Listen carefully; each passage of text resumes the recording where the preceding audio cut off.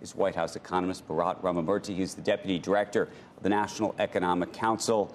There's a lot of folks that say this proposal, Bharat, is dead on arrival. What do you think, and what do you think is possible in terms of anchoring a negotiation? On the House Republicans. From our perspective, what the president has put forward is an entirely reasonable, measured plan to invest in American growth, to lower costs for families, to protect Social Security, and strengthen the Medicare program, and do all of that, as you said, by reducing the deficit by almost $3 trillion over the next 10 years. So my question for my Republican counterparts would be, what is it about this plan that you oppose? And I think that there's quite a bit of it that is drawn from bipartisan proposals. So, for example, there's a key proposal in here to increase the supply of affordable housing. That's drawn on bipartisan proposals in Congress. That's true for many of the proposals in here. So, again, my question is, which of these elements do Republicans oppose and why? And given the feedback that you have seen, which of these things do you think that there is bipartisan agreement on?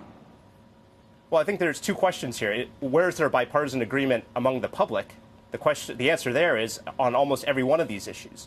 Cutting prescription drug costs, 80% of the public supports that. Strengthening Medicare, protecting Social Security, 80+% of the public supports that. Now, whether that's going to translate to support, bipartisan support on the Hill, again, that's a good question for the Republican Party. But our view is we've put forward our plan, as the president said at the top of this segment, a plan that reduces costs, puts us in a much better fiscal trajectory over the next 10 years, cuts the deficit by $3 trillion, something that Republicans say they want to do. If the Republicans have a different approach, we welcome a detailed plan from them that says what that alternative approach is. And then once that happens, as the president said, we can have an informed conversation. Walk the audience through the tax piece of all this, though. Look, there's, again, bipartisan support for each and every one of the tax proposals in this plan.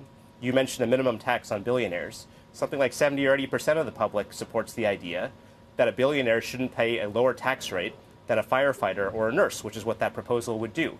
So again, we are putting forward proposals that we think are well calibrated to promote economic growth, to address some of the biggest problems that we have in the economy right now.